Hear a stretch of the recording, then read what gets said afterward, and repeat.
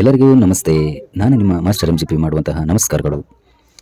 ಈ ದಿನ ನಾವು ನಿಮಗೆ ಪರಿಚಯ ಮಾಡಿಕೊಳ್ಳುತ್ತಿರುವ ಒಂದು ಪ್ರಸಿದ್ಧ ಧಾರ್ಮಿಕ ಸ್ಥಳ, ಅದುವೇ ದಾವಣಗೆರೆ ಜಿಲ್ಲೆ ಜಗಳೂರು ತಾಲೂಕಿನ ಕಣ್ವಕುಪ್ಪೆ. ನೀವು ನೋಡ್ತಾ ಇರಬಹುದು ಸ್ನೇಹಿತರೆ, ಇದು ಪ್ರವೇಶದ ಒಂದು ಆರಂಭ. ದೇವಸ್ಥಾನದ ಪ್ರವೇಶವನ್ನು ಪಡೆದುಕೊಂಡ ನಂತರ ನಾವು ಈ ಒಂದು ದೇವಸ್ಥಾನವನ್ನು ನೋಡಲಿಕ್ಕೆ ಸಾಧ್ಯ ಆಗುತ್ತೆ. ಬಹಳ ವಿಶೇಷವಾಗಿ ಅಲ್ಲಿ ಬಹಳ ಪ್ರಶಾಂತವಾದಂತಹ ವಾತಾವರಣ ನೀವು ನೋಡ್ತಾ ಹೋಗ್ಬೋದು. ನಾವೀಗ ಹೋಗ್ತಾ ಇರೋದು ಅಲ್ಲಿನ ಒಂದು ಶಾಂತಲಿಂಗೇಶ್ವರ ಸ್ವಾಮಿಯ ದರ್ಶನಕ್ಕೆ. ಇಂದು ನಾವು ಭೇಟಿ ನೀಡಿರುವುದು ಮಕರ ಸಂಕ್ರಾಂತಿ.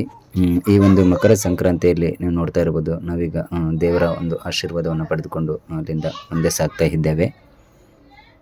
ಇದು ಶ್ರೀಮದ್ ಜಗದ್ಗುರು ಶಾಂತಲಿಂಗೇಶ್ವರ ಸ್ವಾಮಿಯ ದೇವಸ್ಥಾನ.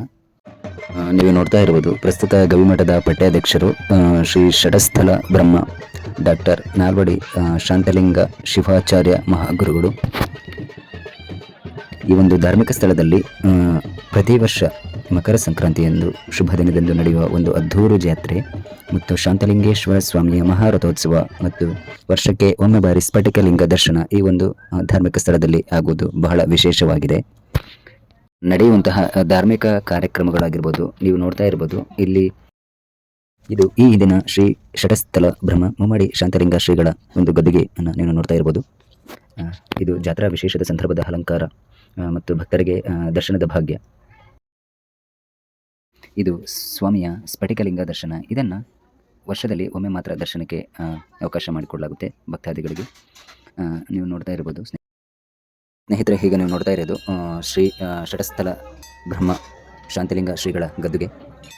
ವಿಶೇಷ ಅಲಂಕಾರ, ಜಾತ್ರಾ ಪ್ರಯುಕ್ತ ಮತ್ತು ಸ್ವಾಮಿ ನೋಡ್ತಾ ಇರ್ಬೋದು. ಅಲ್ಲಿ ಬಂದಿರತಕ್ಕಂಥ ಜನರು ಭಕ್ತಾದಿಗಳು ದರ್ಶನವನ್ನು ಪಡೆದುಕೊಂಡಂತಹ ಆಶೀರ್ವಾದವನ್ನು ಪಡೆದುಕೊಂಡು ಹೇಗೆ ಸರತಿ ಸಾಲಿನಲ್ಲಿ ಮುಂದೆ ತೆರಳ್ತಾ ಇದ್ದಾರೆ. ಇದು ಜಾತ್ರಾ ವಿಶೇಷದ ಒಂದು ನೋಟ. ಈಗಾಗಲೇ ನಿಮಗೆ ತಿಳಿಸಿದ ಮಾಹಿತಿಯಾಗಿ ಮಕರ ಸಂಕ್ರಾಂತಿಯಂದು ವಿಶೇಷವಾಗಿ ಇಲ್ಲಿ ಒಂದು ಜಾತ್ರೆ ಮತ್ತು ಮಹೋತ್ಸವದ ಪ್ರಯುಕ್ತವಾಗಿ ಶಾಂತಲಿಂಗೇಶ್ವರ ಸ್ವಾಮಿಯ ಮಹಾರಥೋತ್ಸವ ಬಹಳ ಅದ್ದೂರಿಯಾಗಿ ನಡೆಯುವಂತಹ ಇದೊಂದು ಮಹಾರಥೋತ್ಸವ ಆಗಿದೆ. ನೋಡ್ತಾ ಇರ್ಬೋದು ಹೇಗೆ ಭಕ್ತಾದಿಗಳಿಗೂ ಪ್ರಸಾದವನ್ನ ಜೊತೆಯಲ್ಲಿ ಒಂದು ರೊಟ್ಟಿಯ ವ್ಯವಸ್ಥೆಯನ್ನು ಇಲ್ಲಿ ನೆರೆದಿರ್ತಕ್ಕಂತಹ ಮಹಿಳೆಯರು ಕೂಡ ಈ ಒಂದು ಸ್ವಾಮಿಯ ಸೇವೆಯಲ್ಲಿ ತೊಡಗಿದ್ದಾರೆ. ನೀವು ನೋಡ್ತಾ ಇರ್ಬೋದು, ಇದೊಂದು ಪ್ರಸಿದ್ಧವಾದಂತಹ ಕರ್ನಾಟಕದ ಜಾತ್ರೆ ಕೂಡ ಅಂತ ಕರೆದ್ರೂ ಕೂಡ ತಪ್ಪಾಗಲ್ಲ. ಇವರೆಲ್ಲರೂ ಸ್ವಯಂ ಸೇವಕರು, ಯಾರಿಗೆ ಯಾವುದೇ ರೀತಿಯಾದಂತಹ ಶುಲ್ಕವನ್ನು ಭರಿಸೋದಿಲ್ಲ. ಸ್ವಯಂ ಪ್ರೇರಿತರಾಗಿ ಕುಟುಂಬದ ಸಮೇತ ಬಂದು ಮಾಡ್ತಕ್ಕಂತಹ ಒಂದು ವ್ಯವಸ್ಥೆಯನ್ನು ಕೂಡ ಈ ಒಂದು ಕಣ್ಕುಪ್ಪೆ ಮಠದಲ್ಲಿ ಮಾಡ್ಕೊಂಡಿದ್ದಾರೆ. ನೋಡ್ತಾ ಇರ್ಬೋದು ಸ್ನೇಹಿತರೆ, ನೋಡ್ರಿ ಅಲ್ಲಿನ ಒಂದು ಭಕ್ತಾದಿಗಳಿಗೆ ಪ್ರಸಾದ ಜೊತೆಯಲ್ಲಿ ಸಾತ್ವಿಕ ಆಹಾರವನ್ನು ಕೂಡ ಕೊಡುತ್ತಿರುವುದು ವಿಶೇಷವಾಗಿದೆ. ಪ್ರಸಾದದ ಜೊತೆಯಲ್ಲಿ ಕೊಟ್ಟೂರಿನ ಮಿರ್ಚಿಯನ್ನು ಕೂಡ ಅಲ್ಲಿನ ಕೊಟ್ಟೂರಿನ ಬಾಣಸಿಗರು ಕೂಡ ಮಾಡ್ತಾ ಇರೋದು ವಿಶೇಷವಾಗಿದೆ. ನಂತರದಲ್ಲಿ ಅಲ್ಲಿನ ಭಕ್ತಾದಿಗಳ ಮಾಹಿತಿ ಪ್ರಕಾರ ನೀವು ಈ ಒಂದು ಕಾರ್ಯಕ್ರಮದಲ್ಲಿ ಎಷ್ಟು ಜನರ ನಿರೀಕ್ಷೆ ಮಾಡಿದ್ರೆ, ಎಷ್ಟು ಜನರಿಗೆ ಪ್ರಸಾದ ವ್ಯವಸ್ಥೆಯನ್ನು ಈ ಒಂದು ಕಣ್ಕುಪ್ಪೆ ಸ್ವಾಮಿ ಮಠದಿಂದ ಈಗಾಗಲೇ ಮಾಡಿದ್ದಾರೆ? 25,000 ನಿರೀಕ್ಷೆ ಮಾಡಿದ್ವಿ. ಒಂದು 8 ಕ್ವಿಂಟಲ್ ಪಾಯಸ ಮಾಡಿದ್ವಿ, ಒಂದು 10 ಕ್ವಿಂಟಲ್ ಅಕ್ಕಿ ಬಸ್ತೀವಿ, ಒಂದು 14 ಕ್ವಿಂಟಲ್ ಅಕ್ಕಿ ಬಸ್ತಿದೆ. ಒಂದು ಅಲ್ಲ ಅವ್ರು ಸರಿಯಾಗಿ ರೊಟ್ಟಿ ಚಟ್ನಿ ಎಲ್ಲ ಫ್ರೀ ಇದೆ. ಇದಕ್ಕೆ ಏನಾದರೂ ಭಕ್ತಾದಿಗಳಿಂದ ಯಾವುದಾದ್ರೂ ರೀತಿಯ ಸೇವೆಯನ್ನು ಸಲ್ಲಿಸ್ತಾ ಇದ್ದಾರೆ ಅಥವಾ ಏನೋ ಕಣ್ಕುಪ್ಪೆ ಮಠದಿಂದ ಇದೆಲ್ಲ ನಿರ್ವಹಿಸಿಕೊಡ್ತಿದ್ದಾರೆ? ಕಣ್ಕುಪ್ಪೆ ಮಠದ ವತಿಯಿಂದ ಎಲ್ಲ ಭಕ್ತರೆಲ್ಲ ಸೇರಿ ಮಾಡ್ತಾ ಇದ್ದಾರೆ. ಓಕೆ, ನಾವು ನೋಡ್ತಾ ಇರ್ಬೋದು ಅಲ್ಲಿನ ಪ್ರಸಾದ ತಯಾರಿಸುವಂತಹ ಒಂದು ದೃಶ್ಯವನ್ನು ಒಮ್ಮೆ ನೋಡಿ ಸ್ನೇಹಿತರೆ. ನಿಜಕ್ಕೂ ಒಂದು ಅತ್ಯುತ್ತಮವಾದಂತಹ ಒಂದು ಶಿಸ್ತಿನ ಕಾರ್ಯಕ್ರಮ ಅಲ್ಲಿ ಕಂಡು ಬರ್ತಾ ಇತ್ತು ನಮಗೆಲ್ಲರಿಗೂ. ನೋಡ್ತಾ ಇರ್ಬೋದು ವೀಕ್ಷಕರೇ, ನೀವು ಇಲ್ಲಿ ನೆರೆದಿರ್ತಕ್ಕಂತಹ ಭಕ್ತಾದಿಗಳಿಗೆ ಪ್ರಸಾದವನ್ನು ಕೊಡ್ತಾ ಇದ್ದಾರೆ.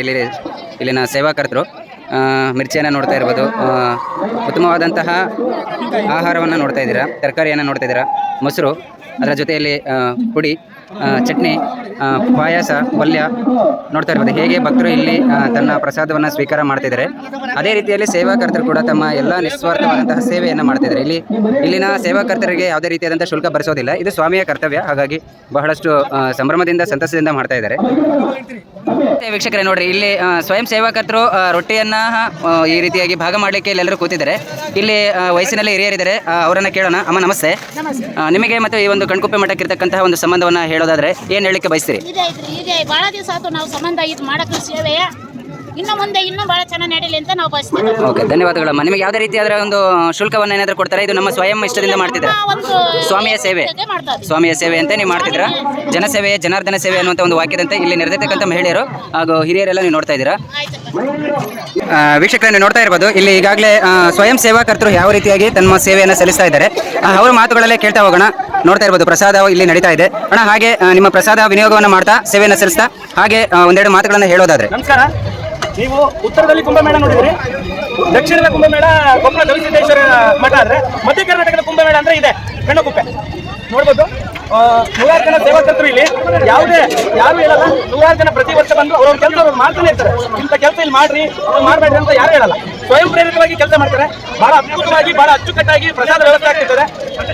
ಸುಮಾರು 4-5 ಜಿಲ್ಲೆಗಳಿಂದ ಬಂದು ಜನ ಪ್ರಸಾದ ಸೇವೆಯನ್ನು ಮಾಡ್ತಾರೆ. ಇಲ್ಲಿ ಪ್ರಸಾದ ವ್ಯವಸ್ಥೆಯನ್ನ ಸರ್ಕಾರದಿಂದ ಯಾವುದೇ ರೀತಿಯಾದಂತಹ ಒಂದು ಲಾಭವನ್ನು ಪಡ್ಕೊಂಡಿದ್ದಾರೆ ಹೇಗೆ? ಯಾವ ಸರ್ಕಾರ ಏನೂ ಇಲ್ಲ, ಎಲ್ಲ ಭಕ್ತರಿಂದ ನಡೀತಕ್ಕಂಥದ್ದು. ಸಂಪೂರ್ಣವಾಗಿ ಭಕ್ತಾದಿಗಳಿಂದ ಸೇವೆ. ನಮಸ್ತೆ. ಕುರಿತಾಗಿ ಇಲ್ಲಿನ ಒಂದು ಸನ್ನಿವೇಶ ಮತ್ತು ಸಂದರ್ಭವನ್ನು ನೀವು ನಿಮ್ಮ ಮಾತುಗಳಲ್ಲಿ ಹೇಳೋದಾದ್ರೆ ಏನು ಹೇಳಕ್ಕೆ ಬಯಸ್ತೀರಿ? ಈ ಒಂದು ವ್ಯವಸ್ಥೆ ಬಹಳ ಅದ್ಭುತವಾಗಿದೆ. ಎಲ್ಲ ಕಡೆಗೂ ಈ ತರ ಗೊತ್ತಿಲ್ಲ, ಆದ್ರೆ ಈ ವ್ಯವಸ್ಥೆ ಬಂದು ನಮ್ಮ ಸ್ವಾಮಿ ಮಠದಲ್ಲಿ ಸಮಾಜ ತುಂಬಾನೇ ಒಂದು ಅದ್ದೂರಿಯಾಗಿ ಮಾಡ್ತಾ ಇದ್ದಾರೆ.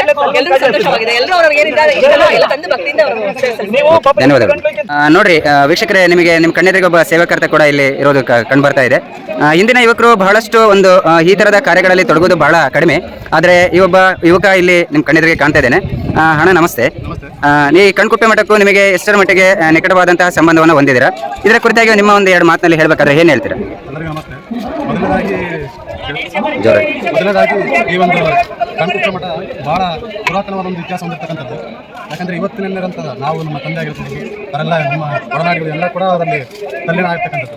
ಇಲ್ಲಿ ಬಂದು ಸೇವೆ ಸಲ್ತದ್ದು ಶ್ರಾವಣ ಮಾಸದಲ್ಲಿ ಆಗಿರ್ತಕ್ಕಂಥದ್ದು. ಇವಾಗ ಈ ಒಂದು ಮಕರ ಸಂಕ್ರಾಂತಿ ದಿವಸ ಇಲ್ಲಿ ರಥೋತ್ಸವ ನಡೀತಕ್ಕಂಥ ಒಂದು ವಿಶೇಷ. ಆದ್ದರಿಂದ ಇಲ್ಲಿ ಪ್ರಸಾದ ವಿನಿಯೋಗ ನಡೀತಕ್ಕಂಥದ್ದು. ನಾವು ಕೂಡ ಬಂದು ಒಂದು ನಮ್ಮ ಕೈಲಾಗ್ತಕ್ಕಂಥ ಸೇವೆ, ನಾವು ಈಗ ದೊಡ್ಡ ಮಟ್ಟದಲ್ಲಿ ಏನು ಮಾಡೋಕ್ಕಲ್ಲ, ನಮ್ಮ ಕೈಲಾಗ್ತಕ್ಕಂಥದ್ದು ಸಣ್ಣ ಅಳಿಲು ಸೇವೆಯನ್ನು ನಾವು ಮಠಕ್ಕೆ ಸಲ್ಲಿಸತಕ್ಕಂಥ ಕೆಲಸ ಮಾಡ್ತೀವಿ. ಸ್ವಯಂ ಸೇವೆ ಸ್ವಾಮಿಯ ಒಂದು ಸಾರ್ಥಕತೆಯ ಕಾರ್ಯಕ್ರಮದಲ್ಲಿ ಯುವಕರು ಭಾಗಿಯಾಗಿದ್ದಾರೆ. ನೋಡ್ತಾ ಇರ್ಬೋದು ಸ್ನೇಹಿತರೆ ನೀವು ಹೇಗೆ ಭಕ್ತರು ಸ್ವಾಮಿಯ ಪ್ರಸಾದವನ್ನು ಸ್ವೀಕಾರ ಮಾಡ್ತಾ ಇರ್ಬೋದು. ಎಷ್ಟೇ ಶಿಸ್ತಿನಿಂದ ಅಲ್ಲಿನ ಒಂದು ವ್ಯವಸ್ಥೆಯನ್ನು, ಆ ಒಂದು ಇಡೀ ಒಂದು ದೇವಸ್ಥಾನದ ಆಡಳಿತ ಮಂಡಳಿ ಮತ್ತು ಅಲ್ಲಿನ ಒಂದು ಭಕ್ತಾದಿಗಳು ಎಲ್ಲರೂ ಕೈ ಜೋಡಿಸಿ ಒಂದು ಕೆಲಸದಲ್ಲಿ ತೊಡಗಿದ್ರು ಅಂತಂದರೆ ನಿಜಕ್ಕೂ ಒಂದು ಬಹಳ ಒಂದು ವಿಶೇಷವಾಗಿತ್ತು ಮತ್ತು ಅಷ್ಟೇ ಶಿಸ್ತಿನಿಂದ ಕಾರ್ಯಕ್ರಮ ಮೂಡಿಬರ್ತಾ ಇತ್ತು. ನೋಡ್ತಾ ಇರ್ಬೋದು ಸ್ನೇಹಿತರೆ, ಕುಡಿಯುವ ನೀರಿನ ವ್ಯವಸ್ಥೆಯನ್ನು ಹೇಗೆ ಇಲ್ಲಿ ವ್ಯವಸ್ಥೆಯನ್ನು ಮಾಡಿಕೊಳ್ಳಲಾಗಿದೆ ಅಂತ. ಸೇವಾ ಕರ್ತರಿಗೂ ಕೂಡ ನೋಡಿ, ಈ ಒಂದು ಅತಿಯಾದಂಥ ಒಂದು ಸ್ವಲ್ಪ ಬಿಸಿಲಿನ ವಾತಾವರಣ ಇರೋದ್ರಿಂದ ಯಾವ ರೀತಿಯಲ್ಲಿ ಒಂದು ಶರಬತ್ತಿನ ವ್ಯವಸ್ಥೆಯನ್ನು ಕೂಡ ಅಲ್ಲಿನ ಒಂದು ಸೇವಾ ಕರ್ತರಿಗೂ ಕೂಡ ಕೊಡೋದು ನಿಜಕ್ಕೂ ಇದು ಖುಷಿ ವಿಚಾರ ಕೂಡ ಆಗಿದೆ. ಎಲ್ಲ ಭಕ್ತಾದಿಗಳಿಗೂ ಸಹ ಒಂದು ಮಜ್ಜಿಗೆಯನ್ನು ಕೂಡ ಇಲ್ಲಿ ಕೊಡ್ತಾ ಇದ್ದಾರೆ. ನೋಡಿ ಎಷ್ಟರ ಮಟ್ಟಿಗೆ ಈ ಒಂದು ಪ್ಲ್ಯಾನನ್ನು, ಯೋಜನೆಯನ್ನು ಇಲ್ಲಿನ ಆಡಳಿತ ಮಂಡಳಿಯವರು ಮತ್ತು ಮಠಾಧೀಶರು ಮಾಡಿರ್ಬೋದು. ಸ್ವಾಮೀಜಿಗಳ ಆಶೀರ್ವಾದವನ್ನು ಪಡ್ಕೊಂಡಿದ್ದೀರಾ. ಅದೇ ರೀತಿಯಾಗಿ ನೀವೊಂದು ನಿಮ್ಮ ಮಾತುಗಳಲ್ಲಿ ಹೇಳೋದಾದರೆ ಏನು ಹೇಳ್ತೀರಾ? ಊಟ ಪ್ರತಿ ವರ್ಷ ಬರ್ತಾ ಇದೀವಪ್ಪ. ಸ್ವಾಮಿ ಗುರುಗಳ ಆಶೀರ್ವಾದದಿಂದ ಭಾಳ ಎಲ್ಲ ಸುಕ್ಷೇತ್ರಕ್ಕೆ ಭಾಳ ಚೆನ್ನಾಗಿ ಆಗ್ತೈತೆ. ಎಲ್ಲ ಕಾರ್ಯಕ್ರಮ ಬರ್ಬೇಕು, ಇನ್ನೂ ಭಾಳ ಜನ ಬರ್ಬೇಕು, ಇನ್ನೂ ಸೇರ್ಬೇಕು. ಸಾಯಂಕಾಲ ತನಕ ಇದೇ ಥರ ಕಾರ್ಯಕ್ರಮ ನಡೆಯುತ್ತೆ. ಅನ್ನ ಸಂತರ್ಪಣೆ ಭಾಳ ಶುಚಿಯಾಗಿ ನೀಟಾಗಿ ಭಾಳ ಇದರಿಂದ ನಡ್ಕೊಡ್ತಾ ಇದ್ದಾರಪ್ಪ. ವೀಕ್ಷಕರೇ ನೋಡ್ರಿ, ಇವರು ಸ್ವಯಂ ಸೇವಕರು. ಸರ್, ನೀವು ಎಲ್ಲಿಂದ ಬಂದಿದ್ದೀರಾ? ನಿಮಗೂ ಮತ್ತು ಈ ಒಂದು ಕಣ್ಕುಪ್ಪೆ ಮಠಕ್ಕೆ ಇರ್ತಕ್ಕಂಥ ಒಂದು ಸಂಬಂಧವನ್ನು ಹೇಳೋದಾದರೆ? ಒಂದು ಕೂಡ್ಲಿಗಿಂದ ಬಂದಿದ್ದೀನಿ. ನನ್ನ ಹೆಸರು ಸಚಿನ್ ಕುಮಾರ್ ಅಂತ ಹೇಳಿ. ವರ್ಷದಿಂದ ವರ್ಷಕ್ಕೆ ನಿಜವಾಗ್ಲೂ ಭಾಳ ಅದ್ಭುತವಾಗಿರ್ತಕ್ಕಂಥ ಜಾತ್ರೆ ನಡೆಯುತ್ತೆ.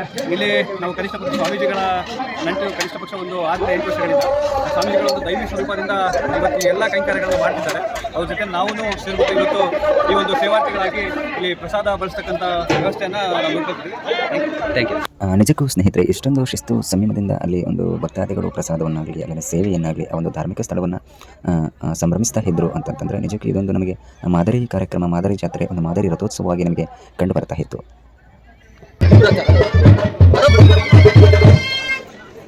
ಸ್ನೇಹಿತರೆ, ಈಗ ರಥೋತ್ಸವಕ್ಕೆ ಈಗಾಗಲೇ ಸಿದ್ಧತೆ ನಡೀತಾ ಇದೆ. ಈ ರಥೋತ್ಸವ ಸರಿಸುಮಾರು 3-3:30 ಗಂಟೆಗೆ ಈ ರಥೋತ್ಸವ ನಡೆಯಲಿದೆ. ಬಹಳಷ್ಟು ಭಕ್ತಾದಿಗಳು ಕೂಡ ಈ ಒಂದು ಕಾರ್ಯಕ್ರಮದಲ್ಲಿ ಆಗಮಿಸ್ತಾ ಇದ್ದಾರೆ. ಇದಿನ್ನೂ ಆರಂಭ. ಬಹಳ ವಿಶೇಷವಾದಂತಹ ಜಾತ್ರೆಯನ್ನು ನಾವಿಲ್ಲಿ ನೋಡ್ತಾ ಹೋಗ್ಬೋದು. ಇದು ರಥ ನಡೀತಕ್ಕಂಥ ಸಂದರ್ಭ ಸ್ನೇಹಿತರೆ. ಒಟ್ಟಾರೆಯಾಗಿ ಈ ಒಂದು ಜಾತ್ರೆ ಬಹಳ ವಿಶೇಷವಾಗಿತ್ತು ಮತ್ತು ಒಂದು ಅತ್ಯುತ್ತಮವಾದಂತಹ ಒಂದು ಧಾರ್ಮಿಕ ಸ್ಥಳ. ಇಂತಹ ಧಾರ್ಮಿಕ ಸ್ಥಳಗಳು ನಮ್ಮ ಒಂದು ಸಂಸ್ಕೃತಿಯ ಪ್ರತೀಕವಾಗಿವೆ ಅಂತ ಹೇಳ್ಬೋದು ಸ್ನೇಹಿತರೆ. ವಿಡಿಯೋ ಇಷ್ಟವಾದಲ್ಲಿ ಲೈಕ್ ಮಾಡಿ ಮತ್ತು ನಮ್ಮ ಚಾನಲನ್ನು ಸಬ್ಸ್ಕ್ರೈಬ್ ಮಾಡಿ. ಮುಂದಿನ ಎಲ್ಲ ವಿಡಿಯೋಗಳಿಗಾಗಿ ನಾವು ನಿಮ್ಮ ಸಪೋರ್ಟನ್ನು ಬಯಸುತ್ತೇವೆ. ಜೈ ಹಿಂದ್, ಜೈ ಕರ್ನಾಟಕ ಮಾತೆ.